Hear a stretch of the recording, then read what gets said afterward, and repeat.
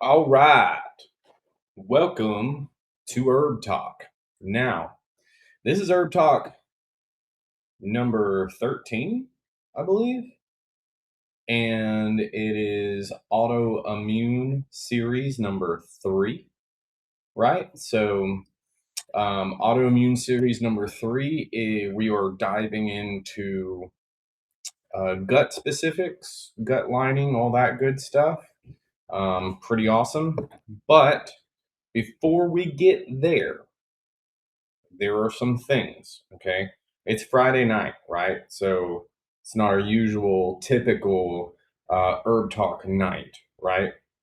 But the giveaway, right? So if you are on YouTube, join the school account, right? You should see in the link below, or if you're watching this on shorts or whatever, go to one of my other YouTube videos or the YouTube profile, and you can see the school account link. Jump on school, add it. It's a really sweet app. You get my book for free. You get it's a 4 components of the diet course for free. You can walk yourself through that. Really awesome. Jump on the school account, download the school community app so you can get all that access and stuff like that. It's pretty freaking sweet. So make sure that you do that. Make sure you get in there and get on that, because you're going to miss out if you don't. So if you're seeing this on YouTube, jump on school and get on the Herb Talks, and you can ask questions, you can get involved. You can also ask questions through the actual app itself. It looks something like that, right? So school community, super sweet. Links all over the place on YouTube if you're seeing this. If you're on Facebook, it's on the Facebook profile. I put posts out all the time with the link as well. So if you're seeing this, jump on the school, man. The school is so cool nowadays. School didn't used to be cool, but now it is cool. So jump on the school if you're seeing this anywhere else. And I am not excited to say, but I do have a TikTok now, but just for the purpose of getting out there, not because I like TikTok. So, before we get started, I'm going to put everybody in the raffle. Looks like my brother's getting in the raffle now, so I got to add him real quick. All right. He's got one. Let's see. We got Lane on here. All right. So for the raffle, this is what we're winning this month. At the end of the month, you're going to get some Inflamees. Inflamees is really awesome. This is Inflamees Advanced. So it's really good stuff. It is a combination of Boswellia serrata and turmeric, right? Curcuminoids or curcumins. So they're standardized extracts of those, right? So really good stuff for pain, inflammation, for controlling that inflammation. Twice now about turmeric, I believe, and once about Boswellia, right? So actually, we've talked about I've talked about Boswellia several times because it is really, really awesome. So it's also got a couple of other things in here. Obviously, biopurine is what it's called, but it's like a standardized extract of pepper, which makes everything much more absorbable because it increases your digestive. Darlene, do you have my wasp spray in your room? Do I have your wasp spray? Oh, sorry. I didn't know my mic was on. But yeah, so I do not have your wasp spray. I'm sorry. Nobody in the house has it, actually. But awesome stuff. So that is what we're winning. It's fantastic for autoimmune disease. These are 2 herbs that every autoimmune disease or every autoimmune condition should be taking. Any person with any autoimmune condition should be taking on a regular basis, on a maintenance basis, right? To control those inflammatory factors, the 5 locks and the IL-6, 1 and 5, I believe. But those TNF factors, the tumor necrosis factors, right? So those inflammatory responses, which are necessary, but way rampant in autoimmune disease, right? So I'm going to keep my phone on because I know there's some more people that want to get on, and so they might join up here in a minute. So I'll add them to the raffle as we go. But we're going to get started here and get into autoimmune disease and this particular series. We're on number 3. So we're going to get into more of the gut stuff, right? So more of the stuff surrounding the gut. Why? Because 70 to 80% of the immune system is located in the gut, specifically within the gut associated lymphoid tissue, right? So this makes the gut one of the primary control centers for the immune system, right? And for immune activity all over the body. It's constantly interacting with food, microbes, and environmental inputs, right? So it plays a major role in determining how the immune system responds, period. So the gut is extremely important, and the gut lining is like a selective barrier, right? It is made up of a single layer of epithelial cells that are tightly joined, right? They're tightly joined structures and junctions, right? They're tightly joined junctions, right? These tight junctions function like gatekeepers. They allow nutrients, vitamins, and small molecules to pass through into the bloodstream while preventing larger particles and like toxins and microbes from entering, right? So that is your first line of defense, is that tight junction. Well, when these tight junctions are functioning properly, the barrier is strong, right, and controlled. However, when they begin to break down, the barrier becomes permeable. This is what is referred to as leaky gut, right? This is a legitimate thing. I don't know how, some people have heard leaky gut in context, or referred to. Could have been negative, could have been, whatever, but it is real and it's something that happens. And we'll get to that here in a second, but it increases intestinal permeability, right? So, or it's increased intestinal permeability. That's what leaky gut is, right? So when permeability increases, substances that should remain inside the digestive tract and pass through start to begin to pass through into the bloodstream, right?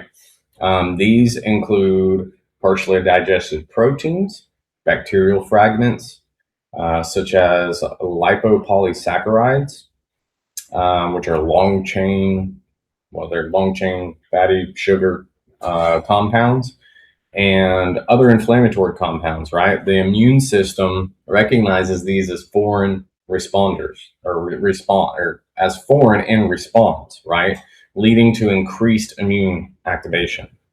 So the key regulatory process in this whole deal is a protein called zonulin. And I've talked a little bit about zonulin before, but zonulin controls the opening and closing of these tight junctions between the epithelial cells.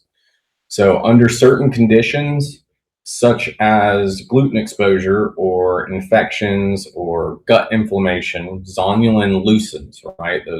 It increases and then loosens those tight junctions, right? So when zonulin's elevated, the tight junctions loosen, and permeability increases. This mechanism was actually identified by a doctor named Dr. Alessio Fasano, right, who demonstrated that increased intestinal permeability is a necessary factor for autoimmune disease. Let's say that again. Increased intestinal permeability is a necessary factor in development of autoimmune disease. That means that even in the presence of genetic susceptibility, autoimmune disease does not occur without this breakdown in the gut barrier. That is extremely important to understand. For anybody who has genetic factors in their family, they could be predisposed to having a higher or ramped up immune system or lower break system in their immune system. We'll get into the genetics of that in week 7, right?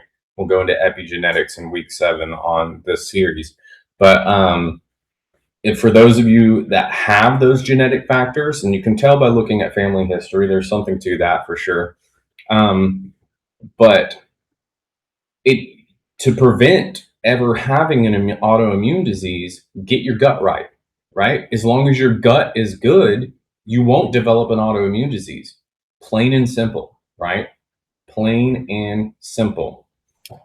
Now, that is for the most part, right? There are other ways to get things into your bloodstream. You can go around the gut and you can inject something into your bloodstream. You can absorb it through your skin, but there are barriers around that as well, right? So as long as your gut is good, a lot of the other factors are good. Your skin is good, and there's a lot of other things working there in your favor, right? Your immune system and in a whole is working really well all around your body because your gut's good, right? So it's one of the most important things in health ever, is to get your gut right, because there's so many things with that. But the gut microbiome also plays a central role in immune function, right?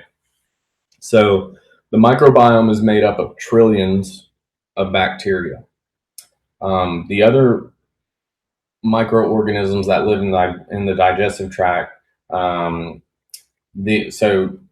just so you know, trillions, right? So you are like 10 times more bacteria than you are human cells, right? In number, right? Not in weight. Bacteria is a lot smaller than cells in your body, right? But by number, you're like 10 times more bacteria than you are human cells. Pretty kind of crazy to think about. But these microbes are not just passive, right? They're not just hanging out, living rent free, as the kids would say nowadays. They actively interact with the immune system. The microbiome helps educate the immune system, teaching it what is harmful and what is safe. A healthy and diverse microbiome promotes balanced immune responses and supports the development of regulatory T cells. Remember, from our first autoimmune series, those regulatory T cells are also known as Tregs, right? They are essential for maintaining immune tolerance. Right? We learned about the breakdown of those. When microbiome becomes imbalanced, a condition known as dysbiosis, this regulatory function is disrupted, right? Dysbiosis can involve a loss of beneficial bacteria, an overgrowth of harmful organisms, or reduced microbial diversity, right? So this imbalance can increase inflammation, weaken gut barrier, and promote inappropriate immune activation. So your immune's just going crazy because you don't have a good microbiome going on. It's communicating with your whole nervous system. We'll get to that here in a second, right? So dysbiosis also contributes to the production of inflammation, inflammatory compounds, and reduces the production of beneficial metabolites such as short chain fatty acids, which are important for maintaining gut integrity and immune balance. So the gut, brain, and immune system are closely connected through what is known as the gut-brain immune axis, right?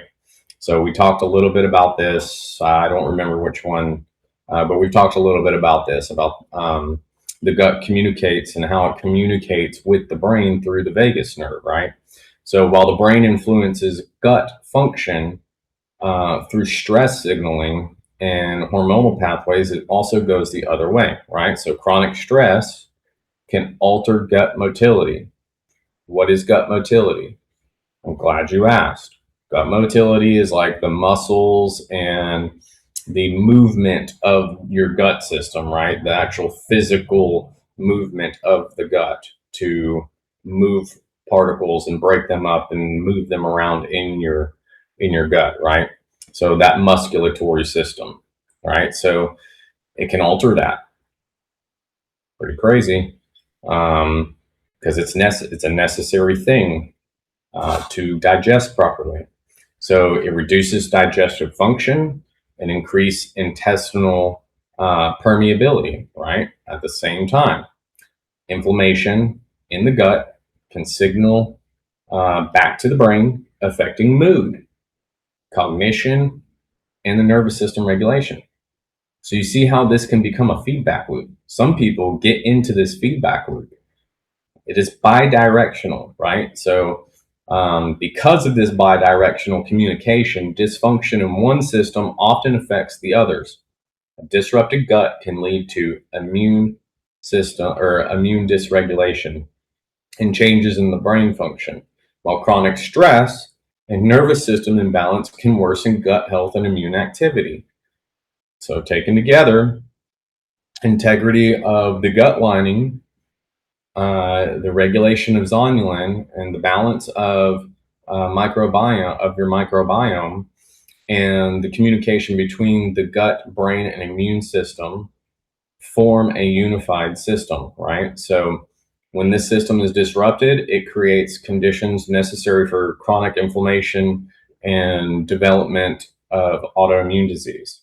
So you see how you can get into this feedback loop of where your stress is causing you gut problems. Your gut problems is then changing your mood and causing you more stress, but then the stress is causing you more gut problems, which is causing you, and it's constant, right? Constant feedback loop, basically. And I know some people that are in this feedback loop hardcore, right? And they can't get out of it.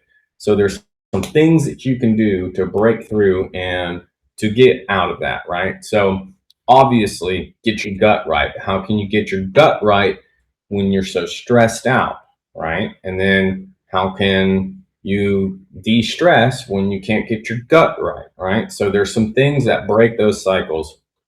And some of those things are herbs, right? So we're going to get into the herbs of the week that help to break those cycles of this this loop that's going on. So we just had a few more people join. Let me go ahead and add them to the. Gotcha, Chris. All right. So if you missed it, this is what you're winning at the end of the month right here. It is a curcumin and boswellic acid combo. Awesome for anti-inflammatory. If you ever have any joint pain or anything like that, really good stuff to get and be on. So that was just a quick mention because I already went over it. So if you missed it, sorry. We already gone through some really good stuff tonight, guys. It was really good stuff. So now we're getting into the herbs of the week. All right. Herbs of the week are slippery elm, right? I'm not even going to try to say the scientific name of it because it is weird.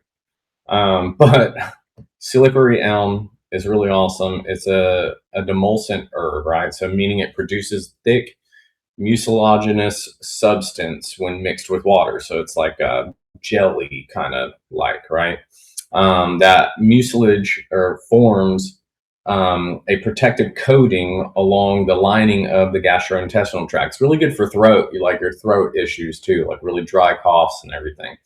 But this coating soothes irritated tissues and provides a physical barrier that can reduce damage from stomach acid, digestive enzymes, inflammatory compounds. So in the context of increased intestinal permeability, slippery elm helps to calm the gut lining, right? So it supports restoration of the barrier function, right? So it may also help reduce symptoms such as irritation, burning, discomfort of the digestive tract by creating a more stable environment in the gut. It supports healing and reduces ongoing immune activation triggered by gut irritation, right? So now we're starting to get into the breaking the cycle of, your gut not acting right with some simple herbs, right?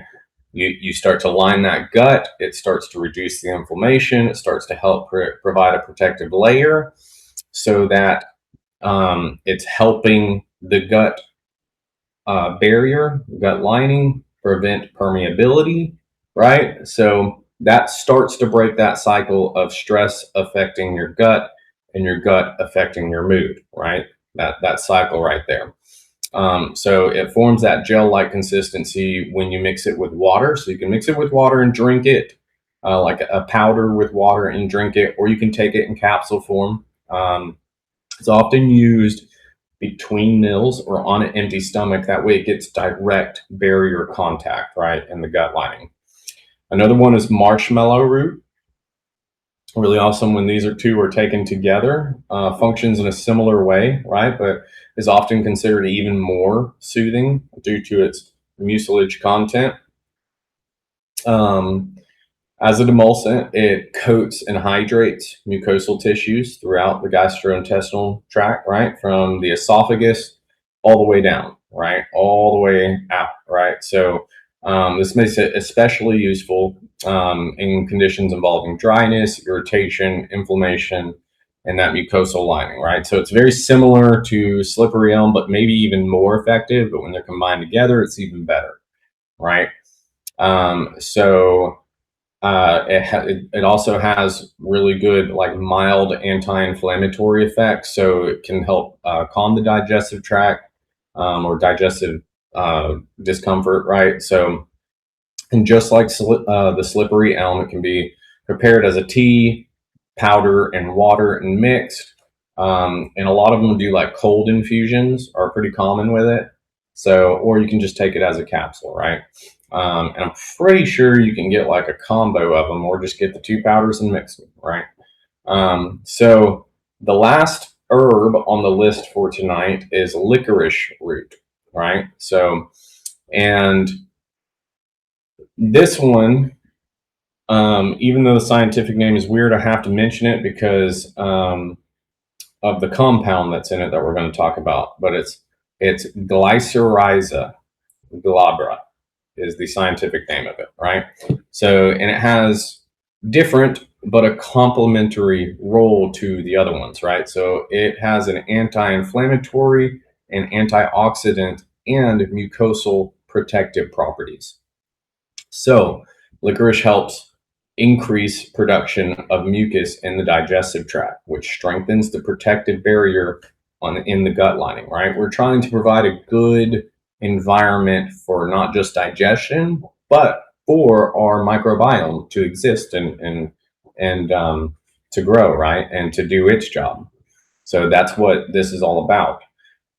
It also supports blood flow to the mucosal tissues, which is really important. When you have blood flow to tissues, you have healing to tissues, you have regeneration to tissues, you have the necessary things getting to those tissues through the blood.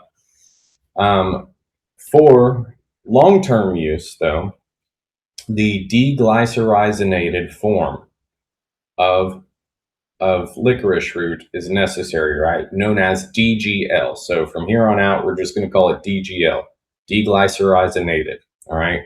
DGL is preferred, right? Because standard licorice contains glycyrrhizin. That's why I had to say the name anyways, because glycyrrhizin can affect cortisol metabolism, right? And potentially raise blood pressure, right? When used in higher amounts or over extended periods of time. So So removing this compound allows for safer use, and especially if people have blood pressure issues and stuff like that. So that's pretty important. Got you, Tabitha, on here. All right, you got in for this drawing at the end of the month. That's good. So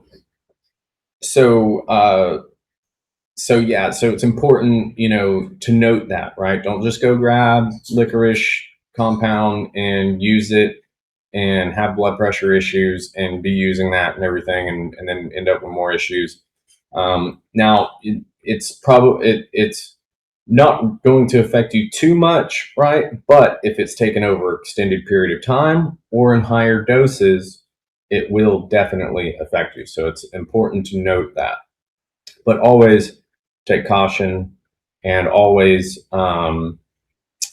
be gentle on your body, right? You want to love your body into remission. You want to love the parasites out of your body. You want to love your body into healing. You don't want to force it. Forcing things is how doctors do things with prescribed medicine, and a lot of that has side effects. We don't want to force anything. We want to work with the natural design that God gave us to work with, right? So DGL, licorice, is often taken in a chewable tablet.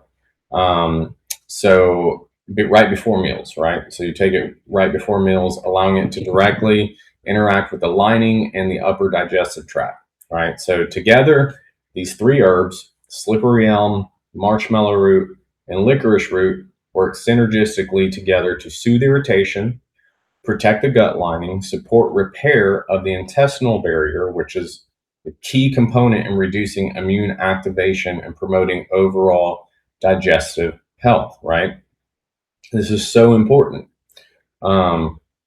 This starts that breaking of the cycle, right? Of stress creating gut problems creating stress. It's so important.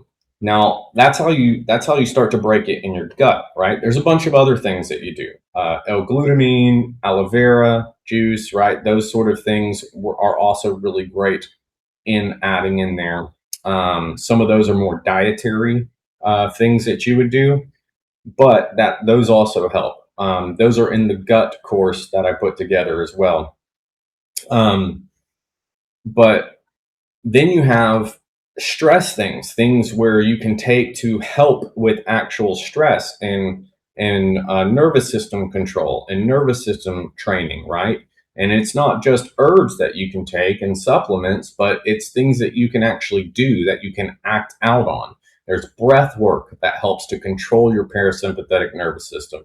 There's workouts and fitness and training that helps to control your parasympathetic nervous system. So training your nervous system in that way also helps direct everything back and cut that cycle completely off, to where your stress is not causing your gut problems and your gut problems are not causing your stress, and vice versa, right? So that circulating cycle there gets broken with the help of these herbs and dietary changes and lifestyle changes, right? So foundational principles of the week. The diet plays a central role in gut health, right? And gut healing, because it's the most consistent input in the digestive and immune system, right? So, or in the digestive tract and the immune system, right? It's the most consistent input that they receive. So a gut healing protocol is designed to reduce irritation, repair the intestinal lining, and restore balance to the microbiome. So one of the foundational components to this is bone broth. Right? So bone broth provides key amino acids such as glycine, proline, and glutamine, along with collagen and gelatin, right? These compounds support structure and repair the gut, or the structure in the repair of the gut lining, right? So they are like the materials, the building blocks that you use to repair those epithelial cells. They help reinforce the integrity of the intestinal barrier and can reduce irritation and inflammation within the digestive tract. And regular intake of this supports tissue repair and creates a more stable environment for healing. Fermented foods, right? So fermented foods are introduced to help restore beneficial bacteria in the gut. These foods contain live microorganisms. It's best to make your own fermented foods. It's so easy to do. I have a fermentation class that I'm putting together as we speak, a fermentation course, and we're going through all the fermentations, right? I've been fermenting things for 16, going on 16 years now. And so it is an integral part of healthy living is having fermented foods in your diet. These foods contain the live microorganisms, right, that can support your microbial diversity, okay, and improve the balance of the microbiome. A healthy microbiome plays direct role in the immune system, in immune regulation, in digestion, in maintaining gut barrier. However, in individuals, so this is where it gets tricky, right? Because we are talking about autoimmune disease in particular, in individuals with active inflammation or histamine sensitivity, fermented foods may need to be introduced slowly or temporarily avoided, right? As they can increase symptoms in some cases. So, so you have to understand with autoimmune disease, any immune signaling can just keep your immune system up, right? And create another cycle called mast cell deregulation or degranulation, which we'll talk about eventually. I don't know where in the course it is or in the series it is, but we will talk about mast cell degranulation for sure. It's extremely important. And I have talked about it before, I think, when we talked about DMSO and MSM, because it helps control that process. But so anything that signals the immune system, like histamine,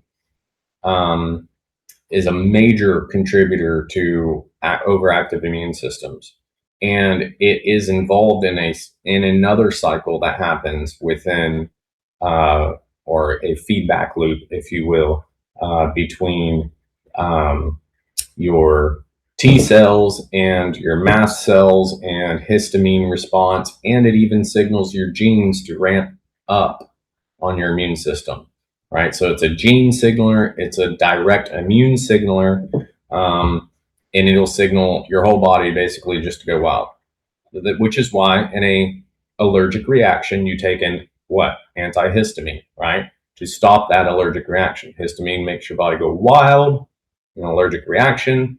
And so when it's constantly circulating in the body, you're automatically, your immune system's overreactive, right? So it's important to, sometimes you have to avoid stuff like fermented foods because of the high histamine. We talked about histamine before. Histamine is basically when something is aged, it breaks down.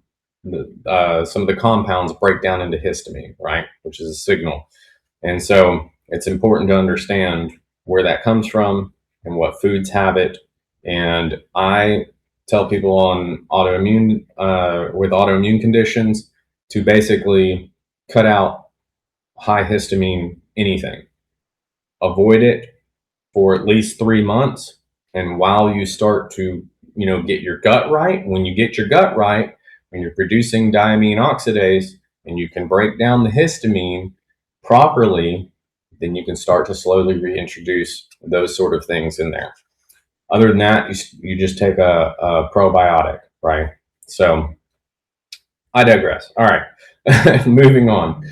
Let's get through the rest of this, right? So, so another key aspect of gut healing is the removal of gut irritants, right? So that's extremely important, right? These foods and substances can damage the gut lining and trigger inflammation. So common irritants include processed foods, refined sugars, so anything with added sugars, right?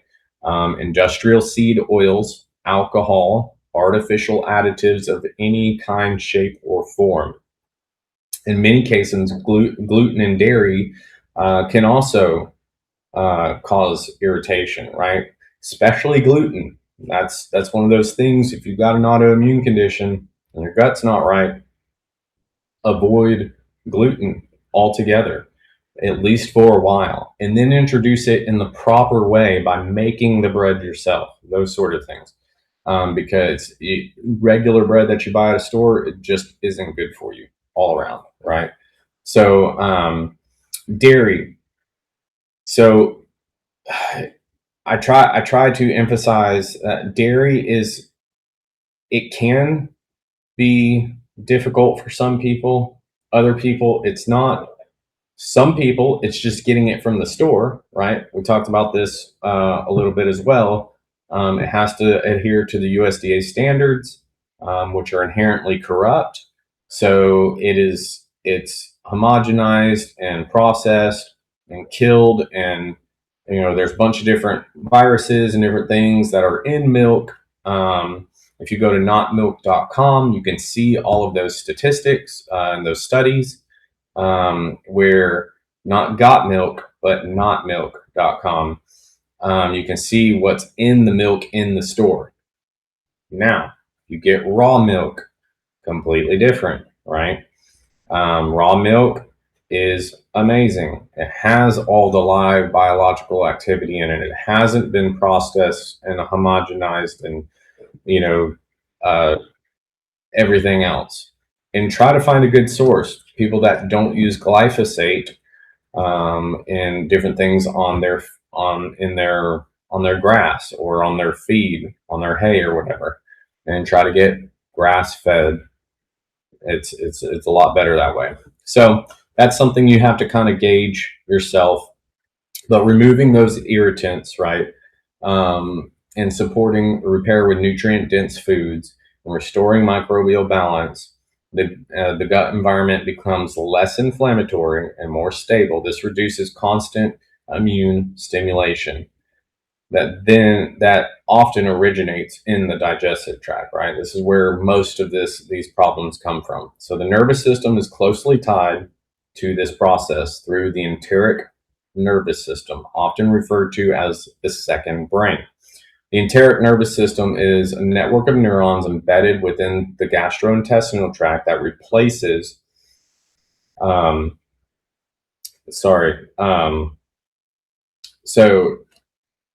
it doesn't replace, it regulates. I don't know I just lost my train of thought. It regulates digestion, right? Motility, which is the movement of the muscles, enzyme secretion, communication with the immune system, right? So all of that is regulated through that enteric nervous system, right? So it often gosh dang, I keep jumping around here. All right, so it operates both independently and in connection with the central nervous system through the vagus nerve, right? So we've talked about the vagus nerve. It connects the two brains, basically, right? The top and your enteric nervous system. So it connects those, right? So in connection with the central nervous system through the vagus nerve, this creates a continuous two-way communication system. And we talked about this a little bit as well in previous talks, right? So if the nervous system is in a state of chronic stress, the body remains in a sympathetic fight or flight state, right? So in this state, digestion is reduced. This is that cycle I was talking about before, right? So the blood flow to the gut is altered, right? Motility is altered, and intestinal permeability can increase.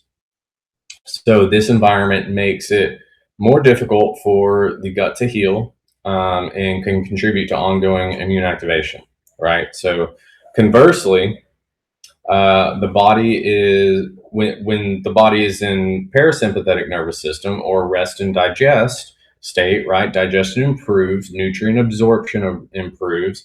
It increases, nutrient absorption increases, and the gut lining is better able to repair itself, right? So the enteric nervous system functions more effectively, and communication between the gut and the immune system becomes more balanced, right? So because of this connection, healing the gut is not only about what is eaten, but also about the state of the nervous system, right? So supporting both through proper nutrition and stress regulation creates the conditions necessary for not only, cutting that cycle off, but restoring gut integrity and reducing that immune dysregulation, right? So it's important to have a strategic change, right? If you only do one, you're only going to get so far. If you only work on the stuff to help stop the stress in your mind, it's only going to get you so far before your gut is going to have a say, right? If you only work on your gut, it's only going to get you so far before your stress is going to get your gut, right? So you have to work on it strategically, right? Your gut is so interconnected with your stress responses, it is wild. People that have anxiety issues, people that have depression issues, when they get their gut right, those usually fall away. That's a big statement. Something your therapist does not want you to know about, but it is usually a physical ailment. It is not a mental condition.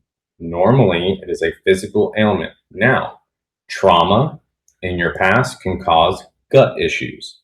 So it goes both ways, right? So it is important to work on them strategically at the same time and not forget about one or the other. So that is autoimmune disease series 3. We have 3 more weeks before we get into the actual genetics of stuff, right? So it looks like my dad got on. I'm going to add him. All right, we got some players in the. That's how many people are in the raffle this month. So that's good. We got what, 2 more weeks before we open that up, or is it just 1 more week? I don't even know what day it is. 17th, 2 maybe. We might do a 1.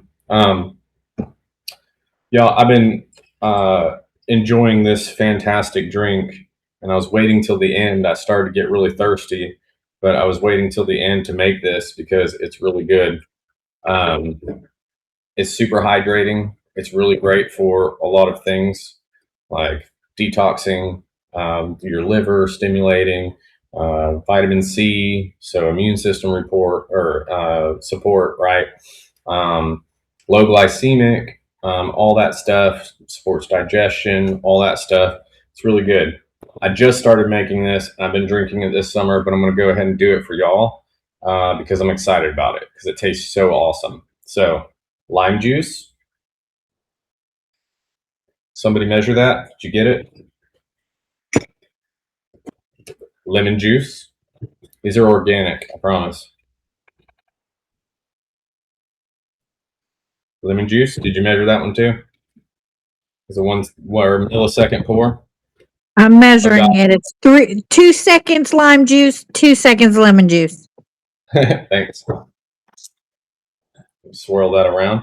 So agave nectar for low glycemic sweetener. Ginger powder. Just a few taps. So you got this little bit right here. And just swirl that around. And just a cold bottle of water, right? This is so awesome. I'm so excited about this because it's like super hydrating. It's super good. Oh yeah. It almost tastes like a soda. I mean, it's fantastic because the ginger gets this little tingly on your tongue, just like the carbon dioxide. It's like CO2. It's freaking amazing. It's the best ever. But super awesome for super great hydration, right? It's got a bunch of minerals in it. Gentle detox support, right? Helping that liver process some things. and naturally energizing, right? So some people do not know that detox processes are energizing for you, right? Because your body's able to work more efficiently when it detoxes stuff, right? Less taxation on your body equals more efficient energy use, right?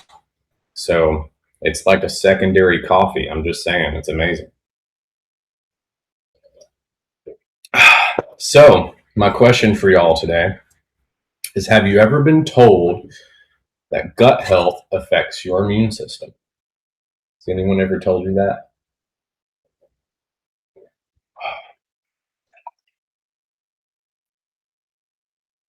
Yes, no, maybe so. It's okay to say something, guys. The answer is yes. Okay, sweet. Thank you. What about has anyone ever told you that your gut health affects depression or anxiety? No. Really? Yeah, it's actually like one of the major contributing factors to depression and anxiety, which is nuts. Which makes sense. It makes sense why um, when I became raw vegan and I got into health and I fasted, my depression and anxiety went away. Like, just it went away pretty naturally. The only thing I was left with was anger issues, right? From and just high adrenals, my high adrenaline, um, which was associated with trauma and stuff like that. So I had to do some neurolinguistic programming to change that. But which I'm trying to develop a course on that as well. But it's pretty difficult to do everything at once, right? So, but other than that, it makes sense why I was had depression pretty bad, anxiety a little bit, mostly depression after coming back from Iraq and stuff. But pretty quickly that ended when I got healthy. Pretty quickly, I associated it to having a clear mind and good energy, and having motivation that way. But I think a lot of that had to do with my gut getting right, honestly. So, 'tis important. It's the most important thing.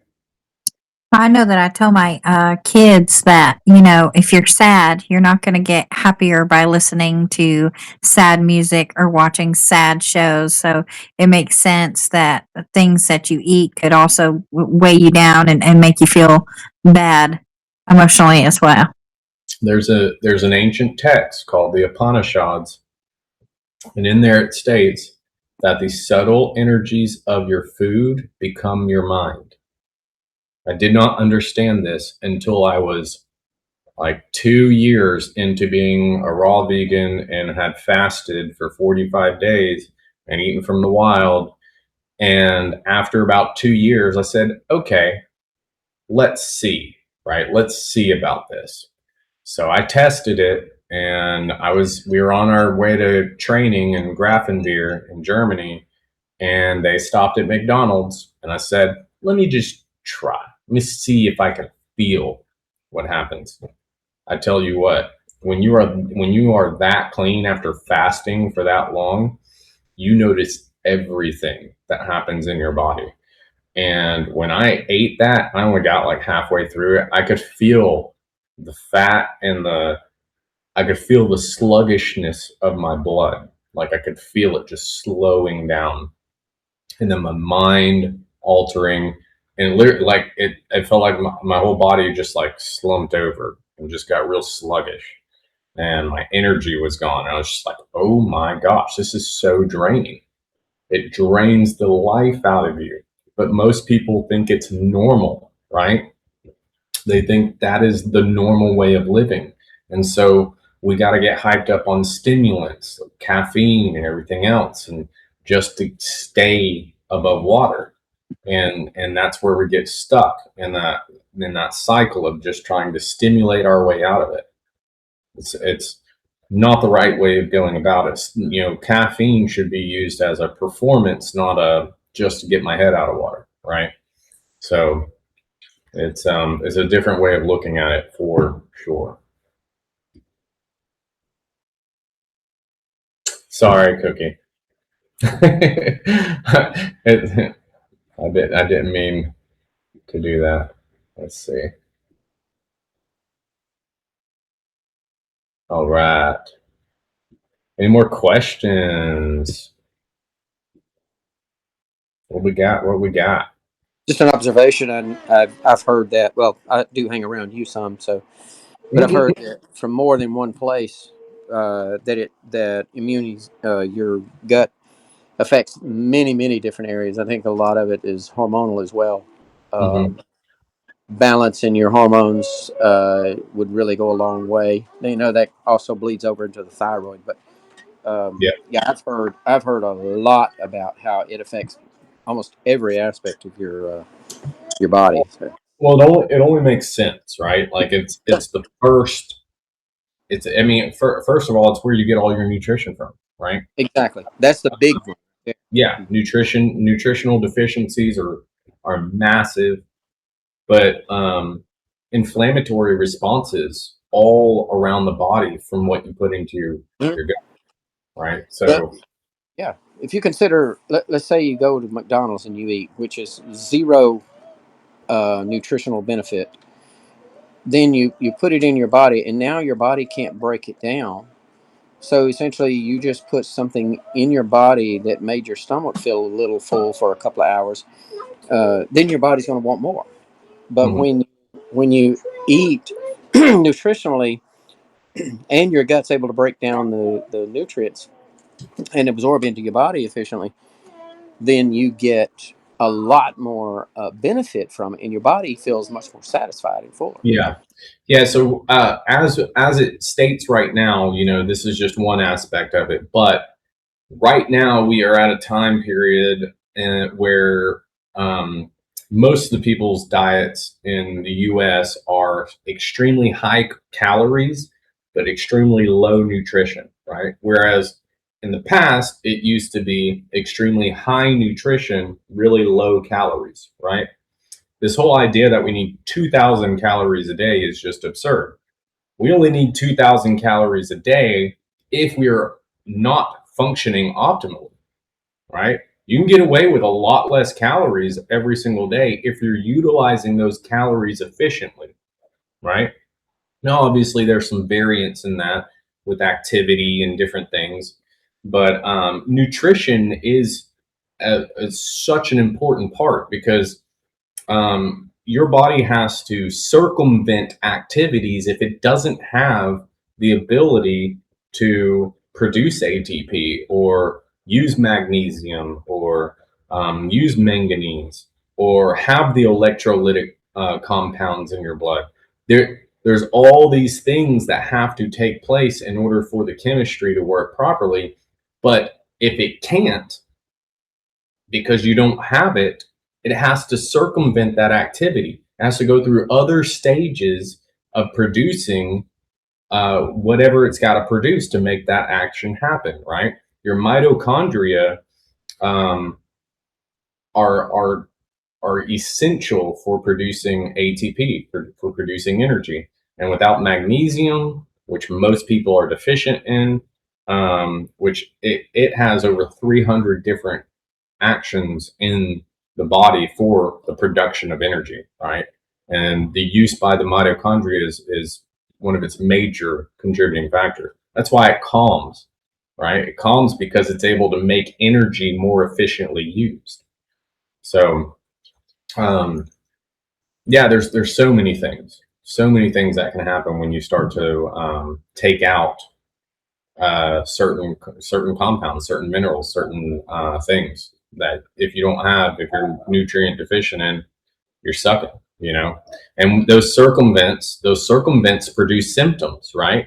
Those things that your body has to do to get it back to homeostasis or homeostasis produces things like cancers or inflammatory responses, those sort of things that happen as side effects of having to circumvent nutrient deficiencies, right?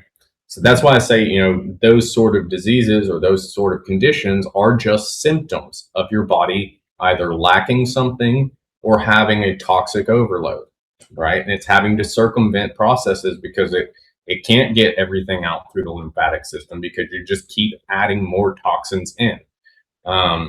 It can't, produce the energy necessary because you're nutrient deficient, right? It can't process fat properly because your insulin's spiked all the time, right? We're in a snacking society. And that's one of the issues, is that we're lacking so much nutrition that we think that we have to constantly eat. We think that we constantly need snacks just to get by because we're constantly hungry. So it's that's one aspect of it. But yeah, you're right. Yeah, nutrient deficiencies are it's probably one of the, but I mean, nutrient deficiency, you can be taking all the vitamins, all the supplements, you can be taking all the stuff and still not be getting what you need because your gut's not right? So that's why it's extremely important. You can think that you're doing all the right things, but if your gut isn't able to process it and absorb it properly, it doesn't matter.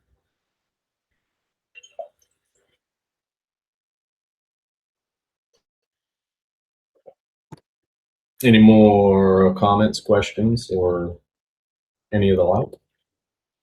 Yeah, all of the stuff that you just named off that can happen to your body tells me that that's more than sufficient reason for your DNA to start changing.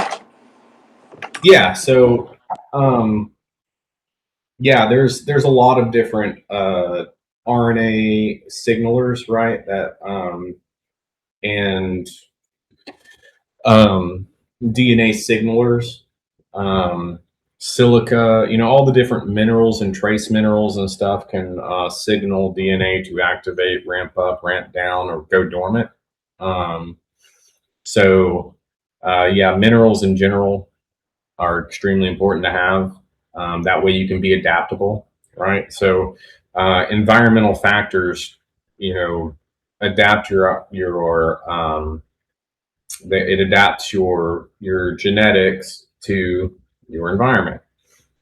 So the signals that your body receives either internally in your environment or externally in your environment changes so that you can adapt to your environment. Adaptation is not evolution.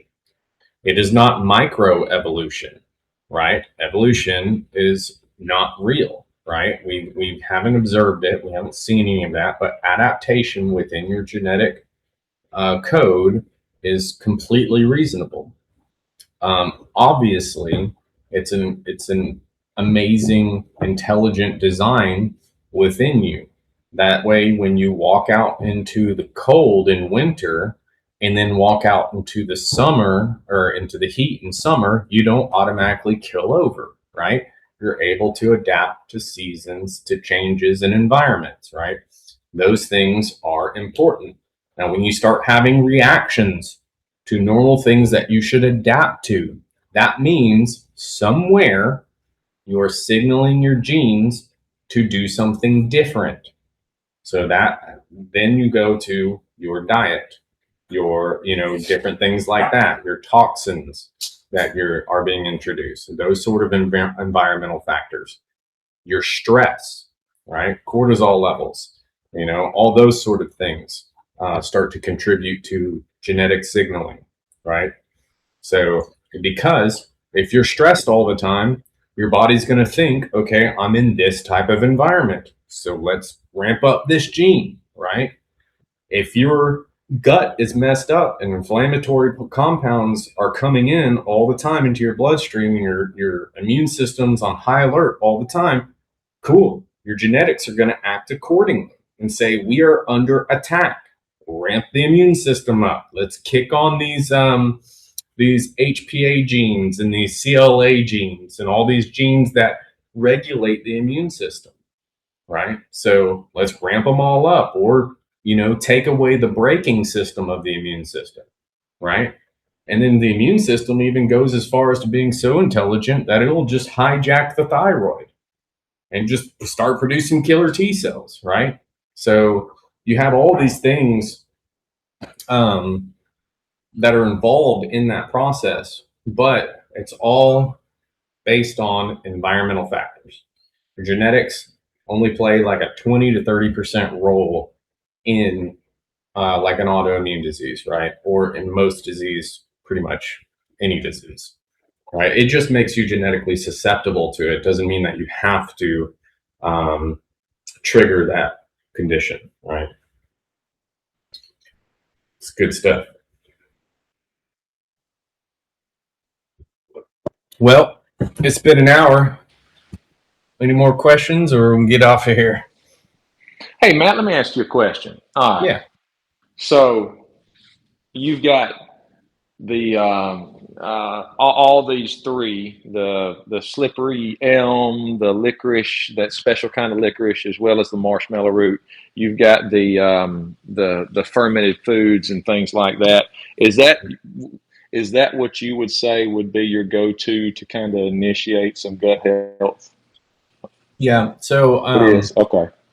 yeah. So yeah, like a gut health protocol. So like the one I did a gut health course. It's got 10 lessons in it.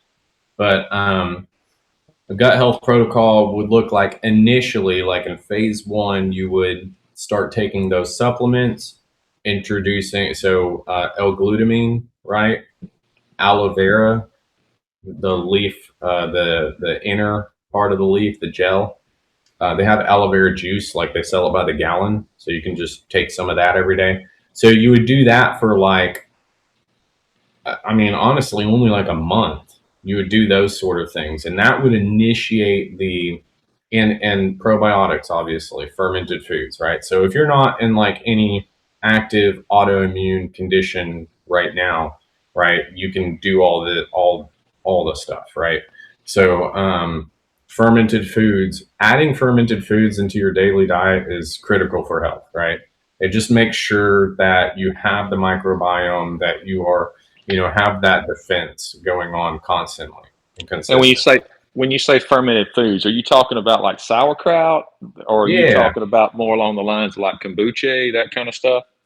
both, right? So they're Both. both fermented Okay. foods. Yeah, Okay. kombucha Even is like fantastic. sauerkraut from the can. So I wouldn't necessarily go to a can. You have to make sure that it's actual fermented, Uh and huh. it's because a lot of them will just like throw vinegar in it, right? And say, yeah, it's sauerkraut. That's not sauerkraut. Gotcha. So and even like pickles, right? Pickles aren't really pickled anymore. Like you have to find a pickled pickle. You can't. It's like really hard to find. They just throw vinegar and then yellow dye into it, and you're like, why? It's crazy. Um, so you have to find it actually fermented, and so they do have it like in Publix. They have sauerkraut in the bag, and I think it's in like the health section. They have sauerkraut that's been fermented. You can order it, or you can make it yourself. It's super easy to make it. You grab a jar like this. You don't put the cap all the way on it, right? Because then it'll explode. But you take and you chop up. You can honestly do fermented vegetables of all shapes and But sizes. like kimchi or whatever it would Kimchi. be, all of that Yep. would be appropriate, right? Yep. Okay. Kimchi, kombucha, fermented vegetables, pickled pickles is fermented pickles. So Also, how would you know that if, all right, so you talked about the histamines associated with the fermented foods. How do you know if you're going too far with the fermented foods? What would be the so indications any there? any normal person isn't going to go too far. All right, if you don't Okay, have an active autoimmune issue, you're not going to go too far with fermented foods. perfect. Because your gut is at least producing something called diamine oxidase, which is an enzyme that breaks down histamine. And then there's another one. It's something something transfermin something ace. It's a really long one. but it breaks down histamine in your cells. So if you're producing those naturally well, you'll know, right? You'll eat, fermented foods, and you feel fine, then you're fine. If you start getting headaches, right? Headaches is a big one. Super fatigued or anything like that, you'll know that you have like a histamine intolerance, right? And you need to cut that back. You need to get on a good gut protocol as far as healing your gut lining and stuff like that before you introduce fermented foods or fermentations of any type, right? Yogurt, active Yogurt. Cool. yogurt, active kefir, right?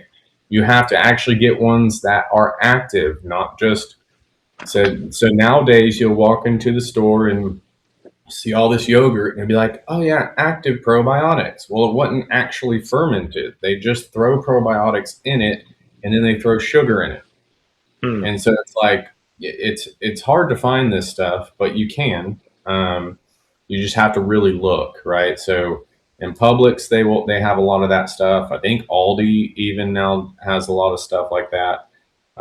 Winn-Dixie, I think, had a bunch of stuff like that, but we don't have that in Clanton anymore. So, but Aldi will be there soon. But yeah, you can always order the stuff online now. You can order just about dang everything online. So, but I always tell people if you want to introduce fermented foods into your life, do it. Ferment it yourself. It's such an easy process. It really is, and it's extremely rewarding. And in this jar will last you, a couple of weeks, right? A mason jar like this. Because you're only adding a little bit, you're just taking a little bit and adding it with a meal. Cool. Good deal. Thank you, man. Appreciate what you're doing, brother. Yeah, for sure. Faux show. Anything else before we get off of here? What? Oh, somebody's messing with their mic. Oh, I need to add you in, Mom. I said, You said what? I didn't hear you.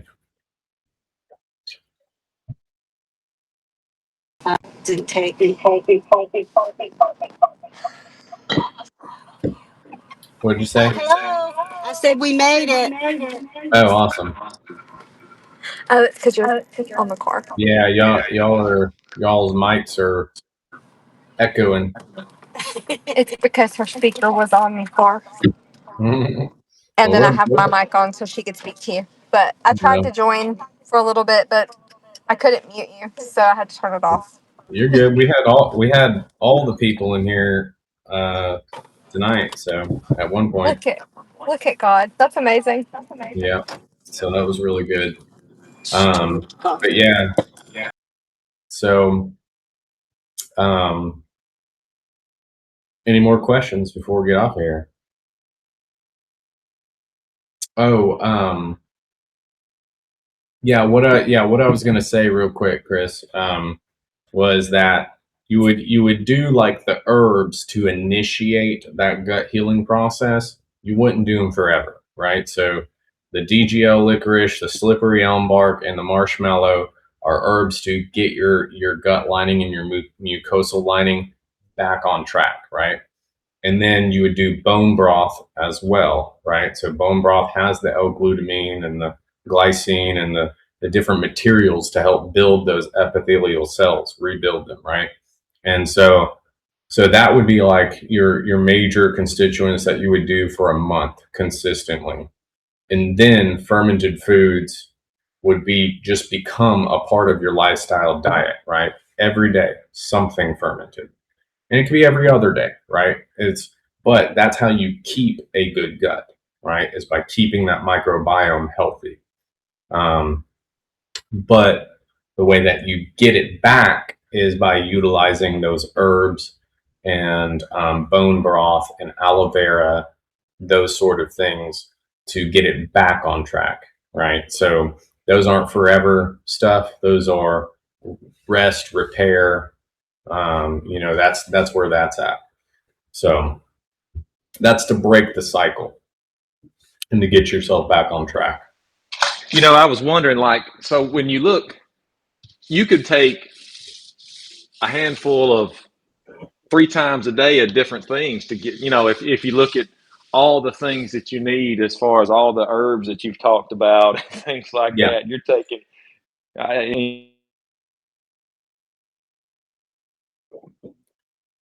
I lost you for a second.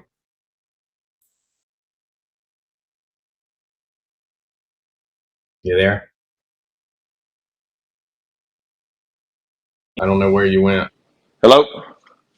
Hey. Can you hear me now? Yeah, I can hear you now. No, I was talking about just the sheer quantity of all the stuff that you need, that you've been talking about. It's like you don't take all that at once, right? It's No. you do it in cycles, and Yeah. you focus on one area, and then you focus on another area. Yeah. So there's a process, and there's a systematic way of going about it, right? So Yeah. and it always starts with your gut, though, right? So that's the beginning. You want to get your gut right first of all, because if you do anything else first, you're not going to get any benefit from it, right? If you just start taking all these herbs and all these things out here, you're not going to get the optimal efficiency of that herb or of that food or that diet, right? Because your gut isn't digesting it and absorbing it correctly. So that is the first thing you do. Is get your gut right. First of all, that's gonna break stress off of you like crazy. But there's always strategies of doing things, and that's one of the strategies is start with your gut and then work your way outward from there. And those are things, yeah. You can take a parasite cleanse. You can take all these herbs for your gut. You can take all these anti-inflammatory herbs. You can take all these anti-cancerous herbs. You can take all these, things for diabetic stuff. You can take all these things, right? But everyone has specific things that are ailing them. And so when you start with your gut, get your gut right, and then focus on particular things that are ailing you, you can get back into balance. A lot of that stuff is just to break the cycle and get your body back on track with healing. So a lot of those herbs. So they're not all herbs are forever herbs, right? But there are some that you would want to take for the rest of your life just because they are extremely beneficial for every major function of your body. The longer you take them, the better you feel, the better you get, and the better efficiency you have in regulating all systems of your body, right? So a lot of these herbs are just to get you back on track. And then there's some herbs that are like maintaining herbs, right? So you want to take them for a really long extended period of time. And there's many different ways you can take them. You can enjoy them on a tea every day. You can enjoy them and, take them as capsules. You can introduce them into your diet as spices. So all those sort of things, right? Perfect. Thank you, Matt. I appreciate you, man. I had to drop out for a second, but I think I got the majority of it. You're good. All right. Well, I think we're gonna call it. So I will see y'all next Saturday. We're actually gonna do it on Saturday. I've got a car wash to attend in the morning, and then I will jump on here, do it. I can't go over the hour because I got to get back to the car wash. So we'll have to keep it right at an hour next week. But I will see y'all there.